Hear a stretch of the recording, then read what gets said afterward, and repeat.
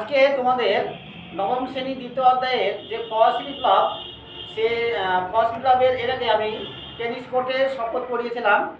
আজকে তোমাদের সামনে ফ্রান্সের যে অর্থনৈতিক কাঠামো, সেই কাঠামো সম্পর্কে আজকে আলোচনা করব। তবে আমরা দেখো, আমরা হেডিংয়ে লিখেছি যে ফ্রান্সের ভ্রান্ত অর্থনীতি। তাহলে ভ্রান্ত মানে কি? ভুল। তাহলে ফ্রান্সের যে অর্থনীতি ছিল সেটাকে কেন আমরা ভ্রান্ত বলবো?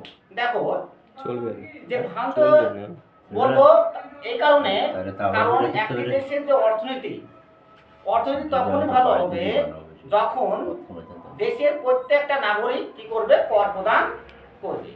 কিন্তু ফ্রান্সে এমন কি ঘটলো, তার জন্য যে ফ্রান্সের যে অর্থনৈতিক কাঠামোটা কি হলো, যে ভুল প্রমাণিত হলো। এটা একজন ঐতিহাসিক বলেছিলেন, অ্যাডাম স্মিথ।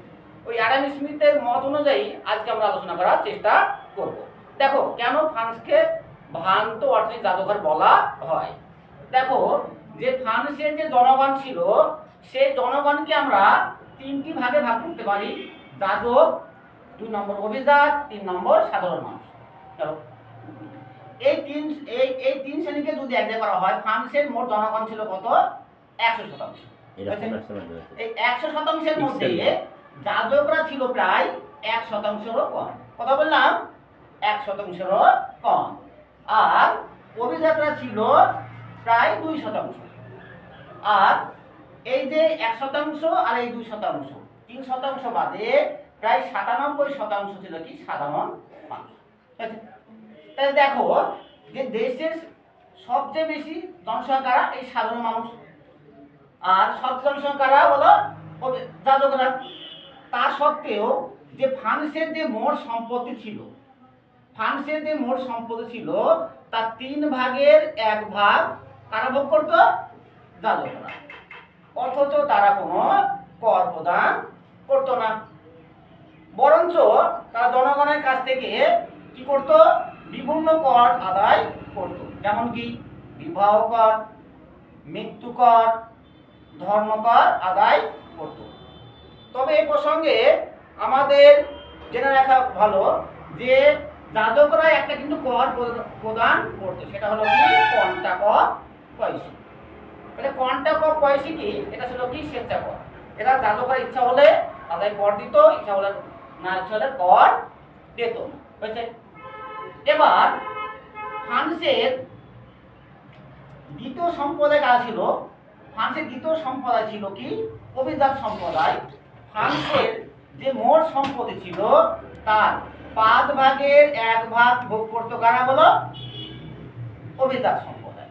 দেখো, যাজকরা ভোগ করছে 3 ভাগের 1 ভাগ, আর অভিজাতরা ভোগ করছে 5 ভাগের 1 ভাগ। অথচ তারা কোনো কর প্রদান করছে না। এই কারণে এই দুই শ্রেণীকে বলা হয় কি? সুবিধাভোগী শ্রেণী। বুঝছে?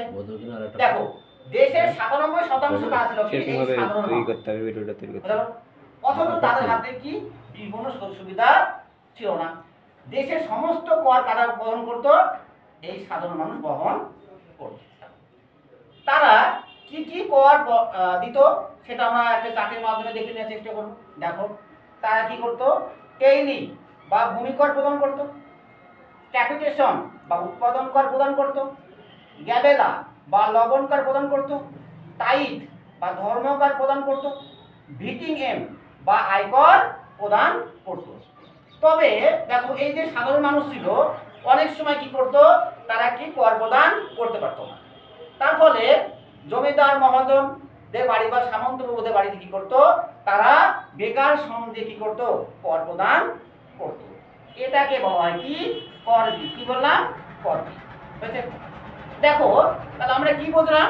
আমরা দেখলাম যে ফ্রান্সের অধিকাংশ সম্পত্তি কারা ভোগ করছে? যাজক আর অভিজাত। বুঝছে? অথচ তারা কোনো কর দিচ্ছে না। দেশের সমস্ত কর কাদেরকে বহন করতে হচ্ছে? যে সাধারণ মানুষকে।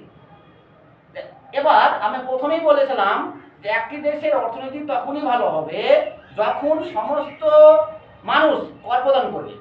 কিন্তু ফ্রান্সের যে অর্থনীতি ছিল, সেই অর্থনীতিটা কি ভিত্তি ছিল? বলো, কৃষি ভিত্তিক। কি বললাম? কৃষি ভিত্তিক। অথচ এই কৃষি জমির অধিকাংশ কাটা ছিল? যাজকদের হাতে আর অভিজাতদের হাতে, অথচ তারা কোনো কর প্রদান করছে না। তাই তুমি বলো তাহলে ফ্রান্সের অর্থনীতি ভালো হবে? তা আমরা বলবো অবশ্যই না। এই কারণে ঐতিহাসিক অ্যাডাম স্মিথ, নাম কি বললাম? অ্যাডাম স্মিথ ফ্রান্সকে ভ্রান্ত অর্থনৈতিক জাদুঘর করেছে। তা নিশ্চয় তোমরা বুঝতে পারলে যে ফ্রান্সকে কেন ভ্রান্ত অর্থনৈতিক জাদুঘর বলা হয়।